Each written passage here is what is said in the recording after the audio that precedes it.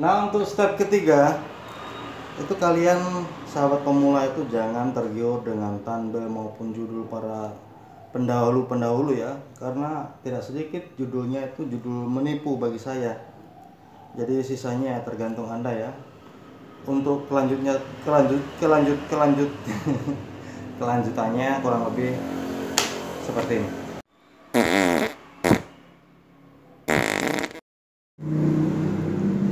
Nah, kenapa tadi di awal saya bilang jangan mudah terlalu percaya dengan yang namanya thumbnail, judul, setting ini, setting itu. Faktanya sampai detik ini itu kadang saya masih ketawa loh, walaupun kadang tutorial besar sekalipun yang memakai judul ini ya. Harus setting ini supaya view rame, harus setting ini supaya channel rame dan semacamnya ya.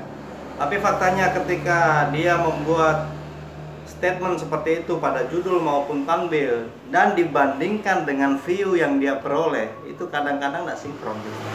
Bisa jadi kebetulan waktu itu yang dia membuat judul dengan trik tersebut, cara tersebut naik ya.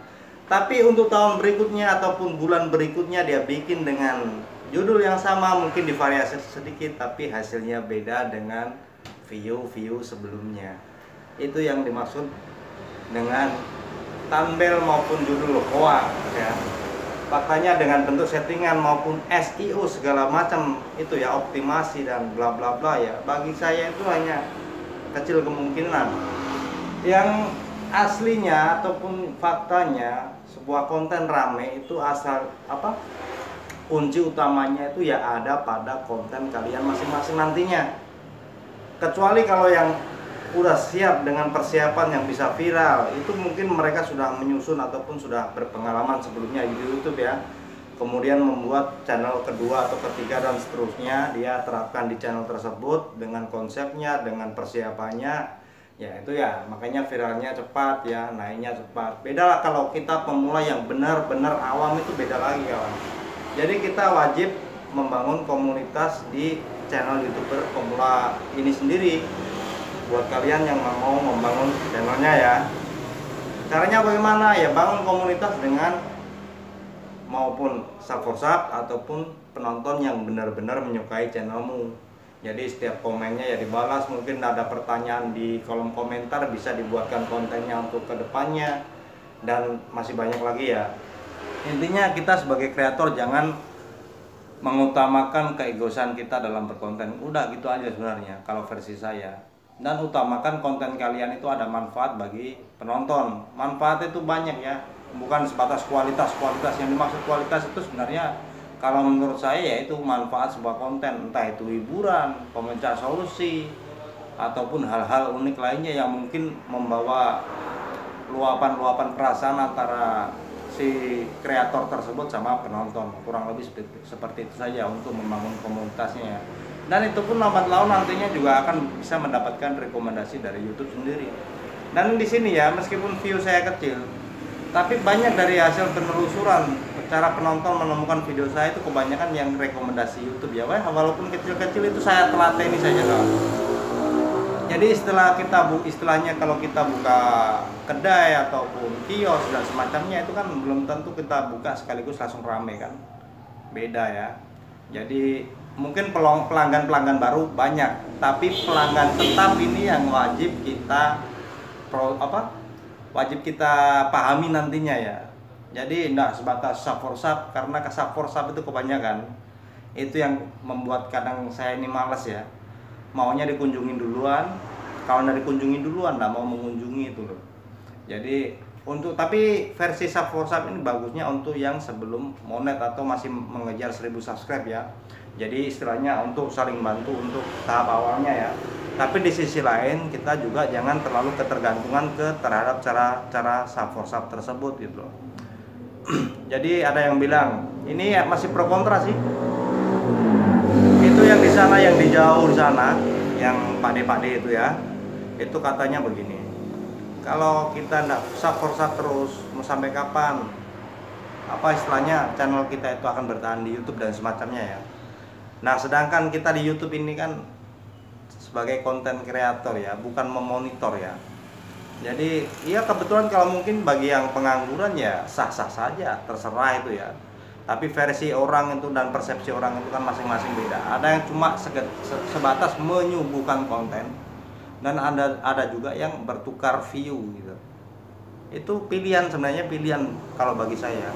Tapi kalau untuk sahabat-sahabat pemula yang mungkin masih di bawah 1000 subscribe itu ya mau nggak mau, tapi itu pilihan ya, melakukan monggo, nggak juga nggak apa-apa. Istilahnya yang namanya proses itu segala bentuk cara dan liku-likunya itu variasi kawan. Sisanya kembali ke sampean saya dalam berkonten. Itu kalau versi saya. Di sini yang jelas di sini saya nggak mau munafikan ya. Mau sub for sub saya juga jalani, mau konsisten dengan apa yang saya mau anukan di YouTube juga itu hak saya ya. Intinya ya terima kasih saja yang sudah sempat berbagi dengan syarat awal saya sebagai YouTuber, dan sisanya kembali ke sampean. Ya mungkin kalau dibilang saya sombong itu versi kalian. Karena di YouTube saya bukan gila jadi YouTuber, di sini hanya saya ini sebatas berbagi pengalaman ya, ataupun masukan untuk kawan-kawan gitu loh. Jadi mau berkembang dengan versi sub-sub ataupun cara alami ya monggo. Intinya mau sepi atau rame dalam kontenmu, naik turunnya kontenmu itu hanya ada pada ya kontenmu sendiri, itu saya kawan-kawan. Jadi jangan ikuti apa namanya trik ini, setting ini, masuk situs ini harus ini. Saya tuh sudah bosan ya praktek-praktek dengan cara-cara tersebut ya. Endingnya ya buang-buang waktu saja kalau menurut saya. Buang-buang waktu, buang-buang kuota, hasilnya nggak ada. Mungkin ada sebagian, kalau versi saya mungkin itu hanya sebuah kebetulan, tapi ada juga yang hilang, sampai akun juga kena sikat. Waktu itu pernah saya alami gara-gara masuk situs ya, akun saya kena hack dan semacamnya. Sudah pernah saya alami, tapi kalau bagi kalian yang mau coba-coba monggo. Tapi kalau versi saya seperti itu saja.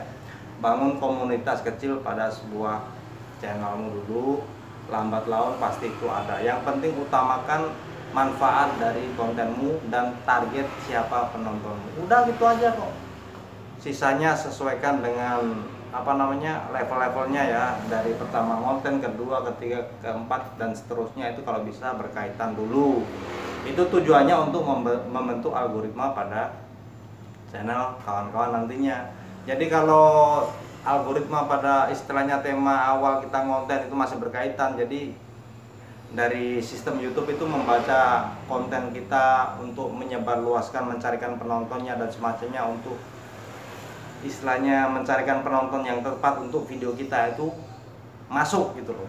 Jadi tidak macet, dan hindari juga komentar-komentar yang berbau ajakan, karena itu bisa kena spam ya. Kalau spam, kalau apalagi mungkin untung kalau sama yang punya konten ini dibiarkan, tapi kalau sudah dihapus itu juga bisa berpotensi membuat channel kita channel spam kawan-kawan gitu.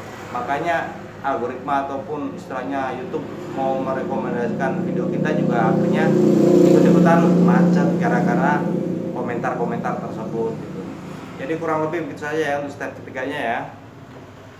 Dipahami monggo, ora dipahami pun juga ora apa-apa. Ini hanya sebatas sharing pemula ya. Yang jelas berdasar pengalaman saya di YouTube. Yang jelas di sini saya bukan jadi yang gila jadi YouTuber, hanya berbagi pengalaman itu saja. Dan pembuktian, sekaligus pembuktian bahwa apa yang saya terapkan ini bisa mulus, jalan, lolos gitu loh. Jadi bukan sebatas teori ya, ataupun versi sesaji ya, real kawan. Sekian dari saya. Assalamualaikum warahmatullahi wabarakatuh.